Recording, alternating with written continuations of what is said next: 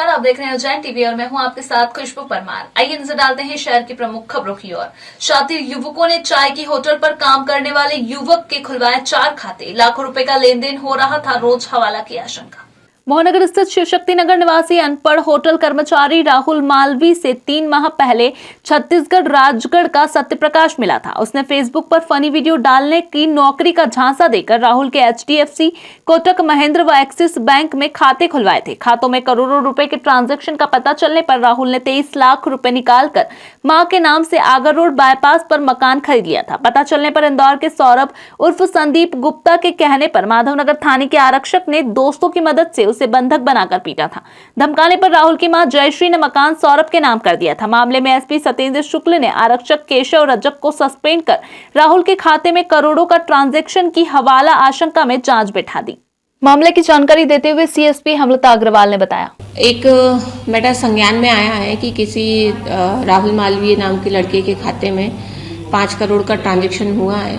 उसके regarding SP sir ने निर्देशित किया है जांच करने के लिए और उसमें अभी जांच की जा रही है। उसके राहुल के बयान नोट किए जा रहे हैं। जो भी आगे जैसा भी जांच में आएगा, जो वो बताएगा कि कैसे कैसे क्या घटनाक्रम हुआ है, उसके आधार पर अग्रिम जो भी कार्रवाई की जाएगी। कितनी बैंकों में ट्रांजैक्शन किया था मैडम इसमें? उसके मुताबिक अभी जो सरसरी तौर पे देखें तो 3 अकाउंट हैं जिनमें उसका ट्रांजैक्शन हुआ है। मैडम उसने एक मकान भी खरीदा था मैडम? हाँ, वो एक मकान का भी एक मैटर आया कि कोई मकान उसने इन्हीं पैसों में से एक मकान खरीद लिया था, जो कि बाद में शायद उन्हीं के नाम पे करवा दिया जिनके पैसे थे। मैडम, क्या ये जो राहुल है इसके खाते में वर्तमान में कुछ पैसा पड़ा हुआ है? क्या उनके खातों को सीज किया गया है? और जिन लोगों ने पैसा ट्रांसजेक्शन किया है उनकी कोई गिरफ्तारी का प्रयास किया है?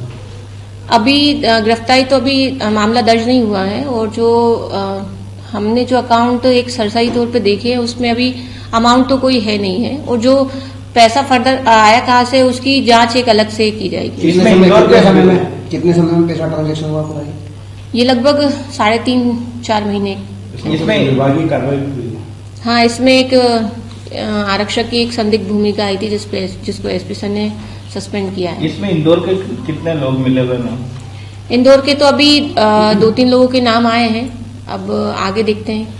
क्या हवाला से जुड़ा हुआ कोई मामला है सामने आ रहा है? ऐसा अभी भैया अभी जांच में आगे पता चलेगा कि क्या मैटर है। इसके साथ मारपीट भी की गई है मैडम कुछ लोगों द्वारा? ऐसा तो अभी उसने कुछ बताया नहीं है और जो भी बयान अभी नोट हो रहे हैं प्रोसेस में है और जो भी आएगा उसके आधार पर कार्रवाई करेंगे।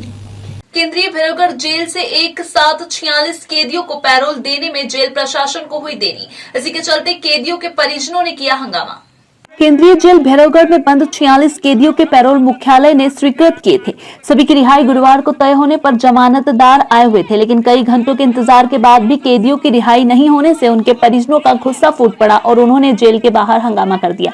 करीब आधे घंटे तक चले हंगामे के बाद जेल प्रशासन ने जैसे तैसे व्यवस्था बनाकर कैदियों को रिहा किया, तब जाकर मामला शांत हुआ। दरअसल विभिन्न अपराधों में सजा काट रहे 46 कैदियों ने अपना पैरोल का समय आने पर जेल प्रशासन के समक्ष आवेदन दिया था। जेल अधिकारियों ने उक्त आवेदन मुख्यालय को भेज दिया था, जहां से सभी की पैरोली मंजूरी की गई थी। जेल सुप्रीडेंट उषा राज ने माना कि पैरोल पर रिहा किए जाने वाले कैदियों की कार्रवाई करने में कर्मचारियों से लापरवाही हुई है, क्योंकि फाइल जो है 3-4 प्रक्रियाओं से गुजरती है और इकट्ठी बननी थी। आज सबने कहा हम लोग को 40 लोग को आज छोड़ दो इकट्ठे।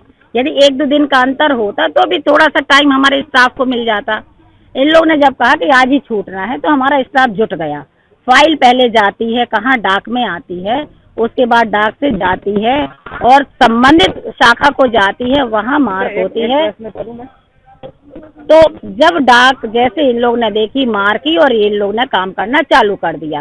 पहले जाती है वो डिप्टी जेलर के पास, फिर जाती है वारंट उसमें वेलफेयर के पास, फिर जाती है वारंट में, फिर जाती है जेलर के पास, फिर मेरे पास पूरी फाइलें आई जब अभी शाम को मैंने पूरी कर दी।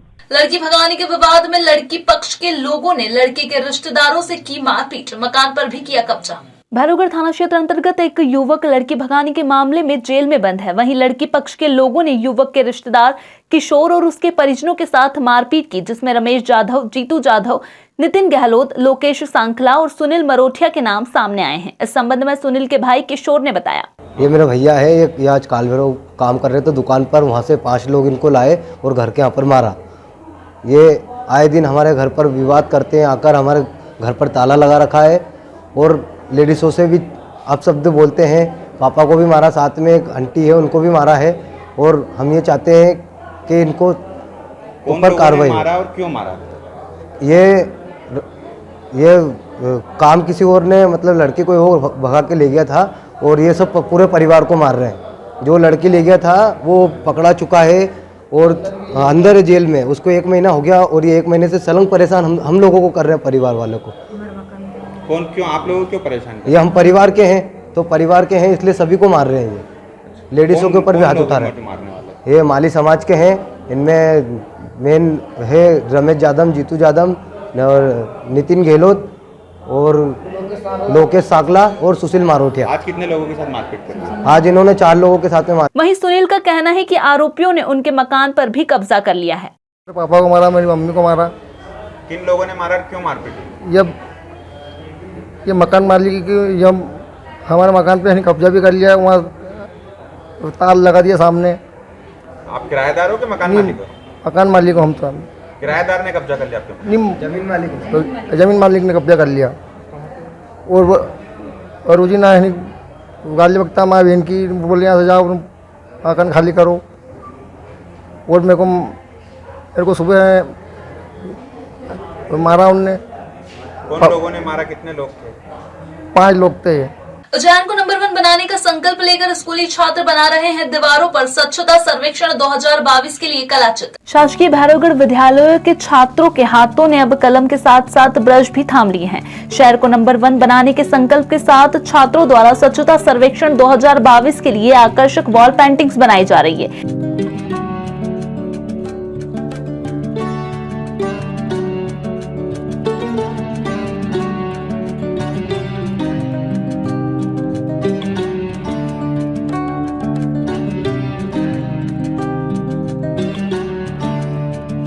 छात्रों का मार्गदर्शन कर रहे चिराग चौरसिया ने बताया, आज ये शासकीय स्कूल भैरवगढ़ के बच्चों द्वारा स्वच्छ सर्वेक्षण 2022 के अंतर्गत विद्यार्थियों द्वारा कई कलाकृतियां बनाई गई है, जो कि उज्जैन शहर को नंबर 1 बनाने के लिए है।